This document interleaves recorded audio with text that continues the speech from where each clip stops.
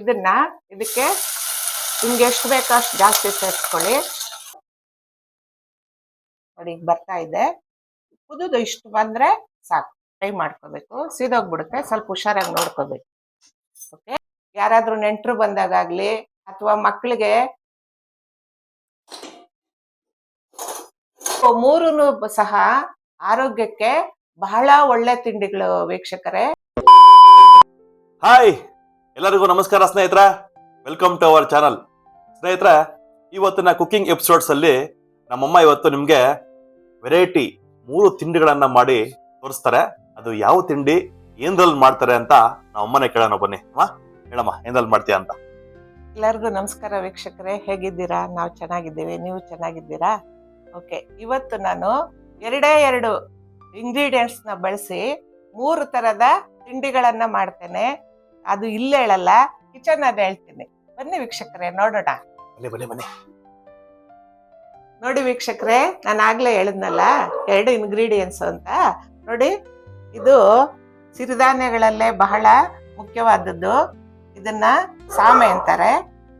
ನೋಡಿ, ಇದನ್ನ ನಾನು 8 ಗಂಟೆಗಳ ಕಾಲ ನೆನೆಸಿಟ್ಕೊಂಡು ಶೋಧಿಸಿಟ್ಕೊಂಡಿದ್ದೀನಿ. ಇದು ಧಾನ್ಯಗಳಲ್ಲೇ ಮುಖ್ಯವಾದದ್ದು, ಬೇಳೆಗಳಲ್ಲಿ. ಇದು ಹೆಸರು ಬೇಳೆ ಅಂತಾರೆ. ಇದನ್ನ 1 ಗಂಟೆ ನಾನು ನೆನೆಸಿ ಆರಿಸಿ ಇಟ್ಕೊಂಡಿದ್ದೀನಿ. ಇವಾಗ ಇವೆರಡನ್ನ ಒಂದು ಸ್ಟವ್ ಹಚ್ಚಿಸಿ, ಸ್ಟವ್ ಮೇಲೆ ಒಂದು ಬಾಣಲೆಯನ್ನ ಇಟ್ಟು ಅದನ್ನ ಬೇಯಿಸ್ಕೊಳ್ತೀನಿ. ಅದಕ್ಕೆ ತಕ್ಕಷ್ಟು ನೀರು ಹಾಕಿ ಮೊದಲು ಬೇಯಿಸ್ಕೊಳ್ತೇನೆ ವೀಕ್ಷಕರೇ. ಈಗ ಪಾತ್ರೆ ಕಾದಿದೆ. ಪಾತ್ರೆಗೆ ಒಂದು 2 ಸ್ಪೂನ್ ಅಷ್ಟು ಎಣ್ಣೆಯನ್ನ ಹಾಕ್ತೀನಿ. ಮನೇಲಿ ಬಳಸೋವಂಥ ಎಣ್ಣೆನೆ. ಇದು ಸ್ವಲ್ಪ ಬಿಸಿ ಆದ್ಮೇಲೆ ನಾನು ತಗೊಂಡಿದ್ದೀನಲ್ಲ ಮಿಲ್ಲೆಟ್, ಇದನ್ನ ಇದಕ್ಕೆ ಸೇರಿಸ್ತೀನಿ.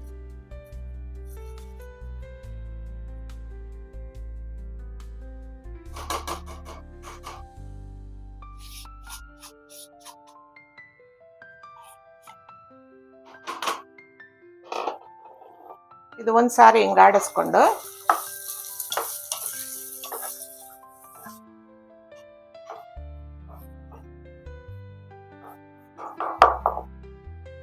ಆಮೇಲೆ ಹೆಸರು ಬೇಳೆಯನ್ನ ಇದಕ್ಕೆ ಸೇರಿಸ್ಕೊಳ್ಳಿ.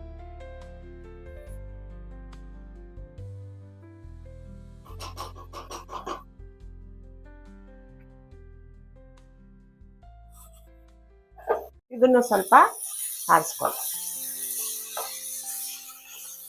ನೋಡಿ ವೀಕ್ಷಕರೇ, ಈಗ ಇದು ಒಂದು 3 ನಿಮಿಷ ಎಣ್ಣೆಯಲ್ಲಿ ಚೆನ್ನಾಗಿ ಫ್ರೈ ಆಗಿದೆ. ಈಗ ಇದಕ್ಕೆ ಮುಳುಗುವಷ್ಟು ನೀರನ್ನ ಸೇರಿಸಿ ಮುಚ್ಚಳ ಮುಚ್ಚಿ ಇದು ಒಂದು 10 ನಿಮಿಷ ಅಥವಾ 1/4 ಗಂಟೆ ಬೇಯಬೇಕಿದು ಚೆನ್ನಾಗಿ. ಇದಕ್ಕೆ ಉಪ್ಪು ಏನು ಸೇರ್ಸೋದು ಬೇಡ. ನೋಡಿ,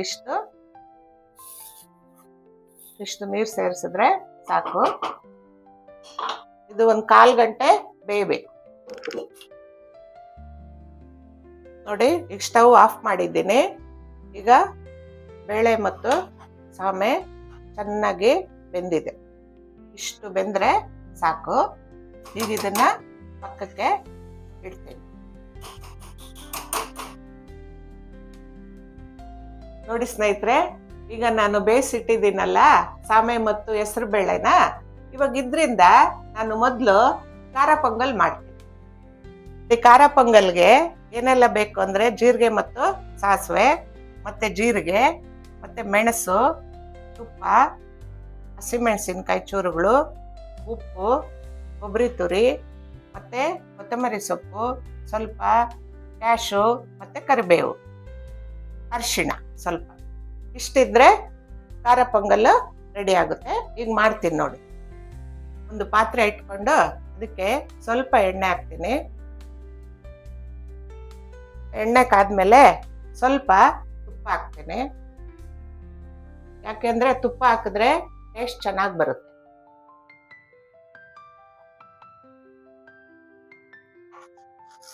ಆಮೇಲೆ ಕರಿಮೆಣಸು ಹಾಕ್ತಾ ಇದ್ದೀನಿ. ಸ್ವಲ್ಪ ಜೀರಿಗೆ,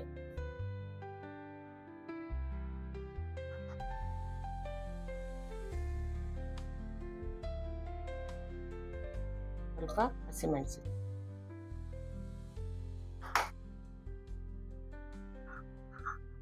ಸ್ವಲ್ಪ ಗೋಡಂಬಿ, ನಿಮ್ಗೆ ಎಷ್ಟು ಬೇಕೋ ಅಷ್ಟು ಹಾಕೋಬೋದು, ಟೇಸ್ಟ್ ಚೆನ್ನಾಗಿರುತ್ತೆ. ಸ್ವಲ್ಪ ಕರಿಬೇವು,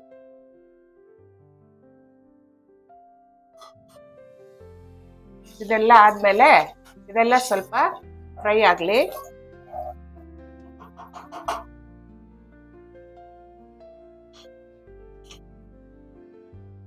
ನಾನು ಬೇಯಿಸಿಟ್ಕೊಂಡಿದ್ದೀನಲ್ಲ ಹೆಸರುಬೇಳೆ ಮತ್ತೆ ಸಾಮೆ, ಇದಕ್ಕೆ ನಿಮ್ಗೆ ಎಷ್ಟು ಬೇಕೋ ಅಷ್ಟು ಜಾಸ್ತಿ ಸೇರಿಸ್ಕೊಳ್ಳಿ. ಖಾರ ಪೊಂಗಲ್ ಇಷ್ಟ ಆಗಿರೋರು ಜಾಸ್ತಿ ಸೇರಿಸ್ಕೊಳ್ಳಿ. ನೆಕ್ಸ್ಟ್ ಇಂಗ್ರೀಡಿಯೆಂಟ್ಸ್ಗೆ ಇದಿರುತ್ತೆ, ಸಾಕು. ಈಗ ಇದನ್ನ ತಿರುಗಿಸ್ಕೊಂಡು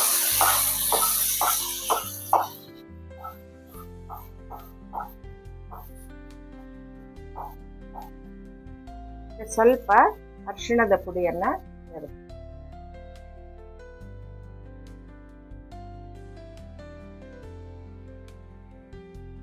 ಸ್ವಲ್ಪ ರುಚಿಗೆ ತಕ್ಕಷ್ಟು ಉಪ್ಪು,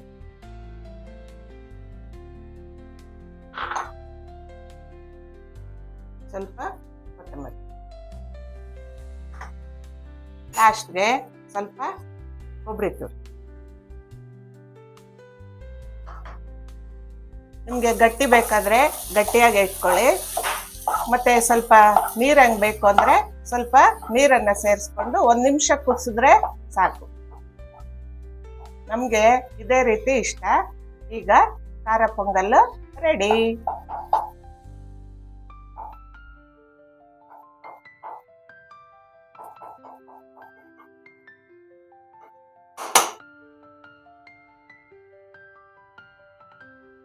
ನೋಡಿ ಸ್ನೇಹಿತರೆ, ಮೊದಲನೇ ತಿಂಡಿ ಖಾರ ಪೊಂಗಲ್ ಆಯ್ತಲ್ವಾ. ಈಗ 2ನೇ ತಿಂಡಿ ಸಿಹಿ ಪೊಂಗಲ್ನ ಮಾಡ್ತೀನಿ, ಬನ್ನಿ. ನೋಡಿ ಸ್ನೇಹಿತರೆ, ಸಿಹಿ ಪೊಂಗಲ್ ಮಾಡಕ್ಕೆ ಮುಖ್ಯವಾಗಿ ತುಪ್ಪ ಬೇಕು, ಗೋಡಂಬಿ ಬೇಕು, ಏಲಕ್ಕಿ ಪುಡಿ, ಕೊಬ್ಬರಿ, ದ್ರಾಕ್ಷಿ ಮತ್ತೆ ಬೆಲ್ಲ. ಈ ಬೆಲ್ಲವನ್ನ ನಾನು ಏನ್ ಮಾಡಿದ್ದೀನಿ ಅಂದ್ರೆ ಪುಡಿ ಮಾಡಿ ನೀರಾಕಿ ಕುದಿಸ್ಬಿಟ್ಟು ಶೋಧಿಸಿ ಇಟ್ಕೊಂಡಿದ್ದೀನಿ. ಯಾಕೆಂದ್ರೆ ಬೆಲ್ಲದಲ್ಲಿ ಸ್ವಲ್ಪ ಕಶ್ಮಲಗಳಿರುತ್ತಲ್ಲ, ಅದಕ್ಕೆ. ಓಕೆ, ಈಗ ಸ್ಟವ್ ಹಚ್ಚಿ ಒಂದು ಬಾಂಡ್ಲೆಯನ್ನ ಸ್ಟವ್ ಮೇಲೆ ಇಡ್ತಾ ಇದ್ದೀನಿ. ಈಗ ಕರಗಿಸಿರುವಂತ ಬೆಲ್ಲವನ್ನ ಬಾಂಡ್ಲೆಗೆ ಹಾಕ್ತೀನಿ. ಮೊದಲನೇದಾಗಿ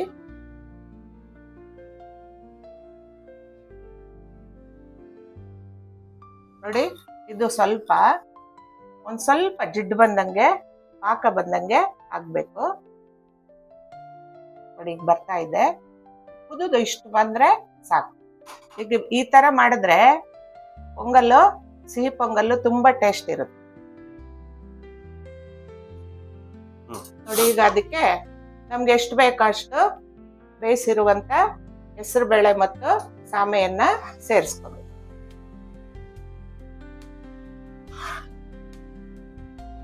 ನಾನು ಇಷ್ಟ ಹಾಕ್ತಾ ಇದ್ದೀನಿ. ಈಗ ಇದನ್ನ ಕಲಿಸ್ಕೊಂಡು ಉರಿ ಕಡಿಮೆ ಮಾಡಿಕೊಂಡು ಈ ಬೆಲ್ಲದ ಎಳಪಾಕದ ಜೊತೆಗೆ ಇದನ್ನ ಸೇರಿಸ್ಕೊಳ್ಳೋಣ. ಸೇರಿಸಿ ಚೆನ್ನಾಗಿ ಮಿಕ್ಸ್ ಮಾಡಿ. ನೋಡಿ, ಈ ರೀತಿ ಒಂದು ಸ್ಮೆಲ್ ಬರುತ್ತೆ, ಬೆಲ್ಲದ ಸ್ಮೆಲ್ಲು. ಆವಾಗ ಇದನ್ನ ಪಕ್ಕಕ್ಕೆ ಇಟ್ಟೋಣ.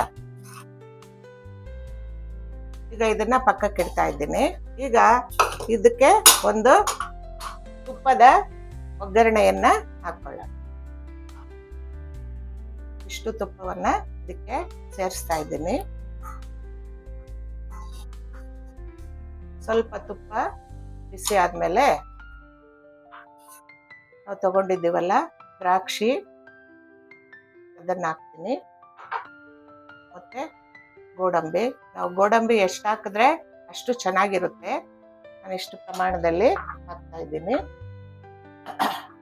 ಇದು ಸ್ವಲ್ಪ ಚೆನ್ನಾಗಿ ಫ್ರೈ ಆಗಲಿ.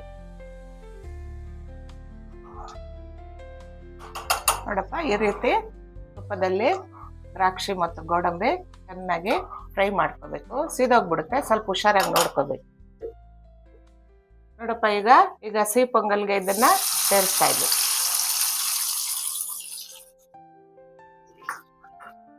ಆಮೇಲೆ ಇದಕ್ಕೆ ಮೈನ್ ಇಂಗ್ರೀಡಿಯೆಂಟ್ಸ್ ಏಲಕ್ಕಿ ಪೌಡರ್,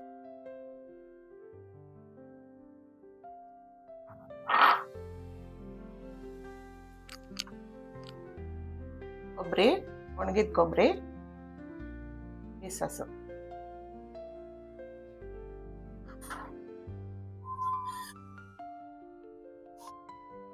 ನೋಡಿ ಇದನ್ನ ಚೆನ್ನಾಗಿ ಕಲಿಸ್ಕೊಳ್ಳೋಣ. ನೋಡ್ತಾ ಘಮ ಘಮ ಅಂತ ಇದೆ ಸ್ನೇಹಿತರೆ. ಇದನ್ನ ತಪ್ಪದೆ ಮನೇಲಿ ಮಾಡಿ, ಮಕ್ಕಳು ತುಂಬಾ ಇಷ್ಟಪಡ್ತಾರೆ, ತುಂಬಾ ಇಷ್ಟಪಟ್ಟು ತಿಂತಾರೆ. ತುಂಬಾ ರುಚಿ ಇರುತ್ತೆ ಮತ್ತೆ ಆರೋಗ್ಯಕ್ಕೂ ತುಂಬಾ ಒಳ್ಳೆಯದು. ಈಗ ರೆಡಿ ಆಗಿದೆ ಸಿಹಿ ಪೊಂಗಲ್.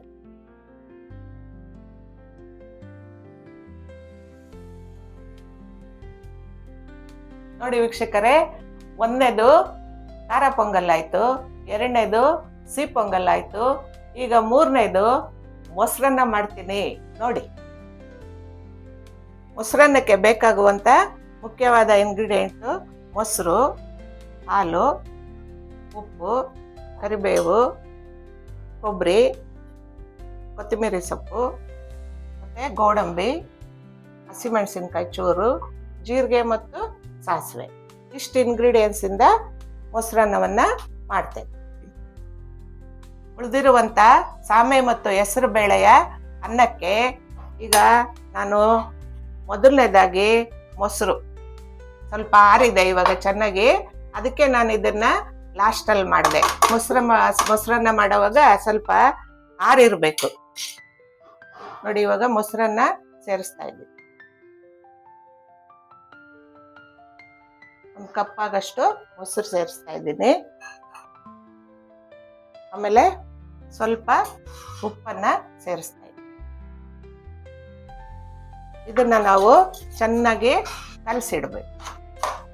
ನೋಡಿ ಈ ತರ ಕಲಸಿಡ್ಬೇಕು.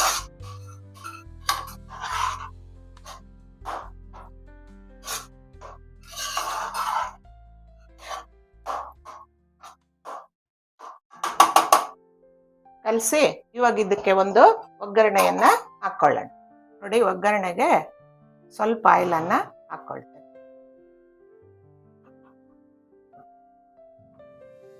ಆಯಿಲ್ ಸ್ವಲ್ಪ ಬಿಸಿ ಆದ್ಮೇಲೆ ಸ್ವಲ್ಪ ಜೀರಿಗೆ, ಸ್ವಲ್ಪ ಸಾಸಿವೆ,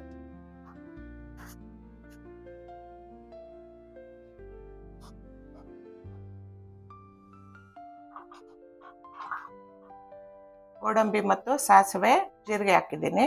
ಈಗ ಒಂದೆರಡು ಪೀಸು ಹಸಿಮೆಣಸಿನ್ಕಾಯಿ ಹೋಳನ್ನ ಹಾಕ್ತಾ ಇದ್ದೀನಿ. ಆಮೇಲೆ ಸ್ವಲ್ಪ ಕರಿಬೇವು,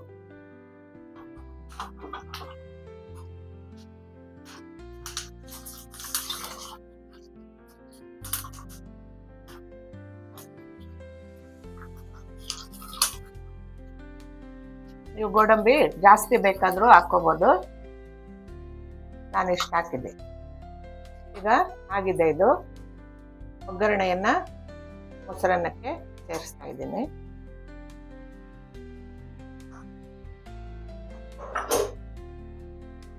ಸ್ವಲ್ಪ ಕೊಬ್ಬರಿ ಬೇಕಾದ್ರೆ ಹಾಕೊಳ್ಳಿ, ಇದು ಆಪ್ಷನಲ್, ನಿಮ್ಗೆ ಇಷ್ಟ ಬಂದ್ರೆ ಹಾಕೊಳ್ಳಿ, ಇಲ್ಲ ಅಂದ್ರೆ ಬೇಡ. ಮತ್ತೆ ಸ್ವಲ್ಪ ಕೊತ್ತಂಬರಿ ಸೊಪ್ಪು.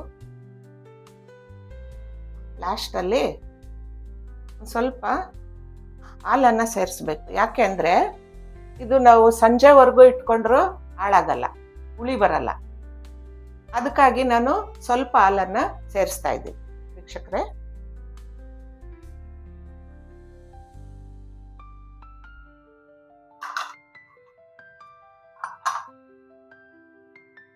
ನೋಡಿ ಈಗ ಮೊಸರನ್ನ ರೆಡಿ ಆಗಿದೆ.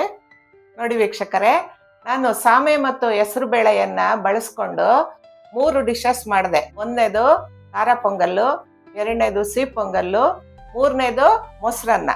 ಇವು ಮೂರೂ ಸಹ ಆರೋಗ್ಯಕ್ಕೆ ಬಹಳ ಒಳ್ಳೆ ತಿಂಡಿಗಳು ವೀಕ್ಷಕರೇ.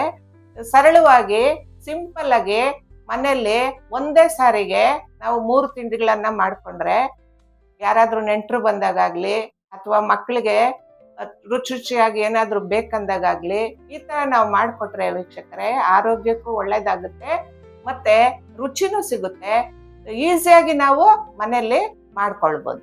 ಅದಕ್ಕೆ ವೀಕ್ಷಕರೇ, ಇಂಥ ತಿಂಡಿಗಳನ್ನ ನಾವು ಮಾಡ್ಕೊಂಡು ತಿಂದ್ರೆ ನಮ್ಮ ಆರೋಗ್ಯಕ್ಕೆ ಬಹಳ ಒಳ್ಳೇದಾಗುತ್ತೆ. ಮತ್ತೆ ಮಧುಮೇಹಿಗಳಿಗೆ ಈ ಒಂದು ಸಾಮೆ ಮತ್ತು ಹೆಸರು ಬೇಳೆ ತುಂಬಾ ಅನುಕೂಲ ಆಗುತ್ತೆ.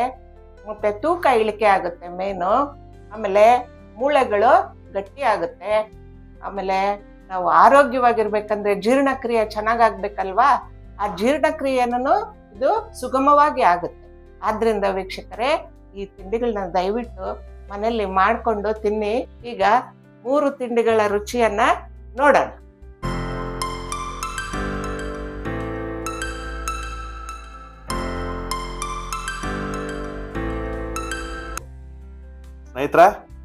ನೋಡಿ ಸ್ನೇಹಿತರೆ, ನಮ್ಮ ತಾಯಿ 2 ಸಾಮಗ್ರಿಗಳನ್ನ ಬಳಸಿ ನೋಡಿ, ಸಾಮೆ ಮತ್ತೆ ಹೆಸರುಬೇಳೆನ ಬಳಸಿ ಮೊಸರನ್ನ ಮಾಡಿದ್ದಾರೆ, ಖಾರ ಪೊಂಗಲ್ ಮಾಡಿದ್ದಾರೆ, ಮತ್ತೆ ಸಿಹಿ ಪೊಂಗಲ್ನ ಮಾಡಿದ್ದಾರೆ. 2 ಸಾಮಗ್ರಿಯನ್ನ ಬಳಸಿ 3 ವೆರೈಟಿ ತಿಂಡಿಯನ್ನ ಮಾಡಿದ್ದಾರೆ. ನನಗೆ ಸಿಕ್ಕಾಪಟ್ಟೆ ಖುಷಿ ಆಯಿತು. ನೀವು ಸಹ ಇದನ್ನ ಮನೆಯಲ್ಲಿ ಮಾಡಿಕೊಂಡು ತಿನ್ನಿ ಸ್ನೇಹಿತರೆ, ಅದ್ಭುತವಾಗಿರುತ್ತೆ. ಯಾಕಂದ್ರೆ ನಿಮಗೆ ಈ ವಿಡಿಯೋ ಇಷ್ಟ ಆಗಿದೆ ಅಂತ ನಾನು ಭಾವಿಸ್ತೀನಿ. ನಿಮಗೆ ಈ ವಿಡಿಯೋ ಇಷ್ಟ ಆಗಿದ್ರೆ ಪ್ಲೀಸ್ ನಮ್ಮ ಯೂಟ್ಯೂಬ್ ಚಾನಲನ್ನು ಸಬ್ಸ್ಕ್ರೈಬ್ ಮಾಡಿ, ನಿಮ್ಮ ಅನಿಸಿಕೆಯನ್ನ ಕಮೆಂಟ್ ಬಾಕ್ಸಲ್ಲಿ ತಪ್ಪದೆ ತಿಳಿಸಿ ಸ್ನೇಹಿತರೆ. ಹಾಗೆ ಲೈಕ್ ಮಾಡೋದನ್ನ ಮರಿಬೇಡಿ, ನಿಮ್ಮ ಸ್ನೇಹಿತರಿಗೂ ಶೇರ್ ಮಾಡಿ ಸ್ನೇಹಿತರೆ. ಓಕೆನಾ? ಮುಂದಿನ ವಿಡಿಯೋದಲ್ಲಿ ಸಿಗ್ತೀವಿ. ಅಲ್ಲಿವರೆಗೂ ನಮಸ್ತೆ. ನಮಸ್ತೆ.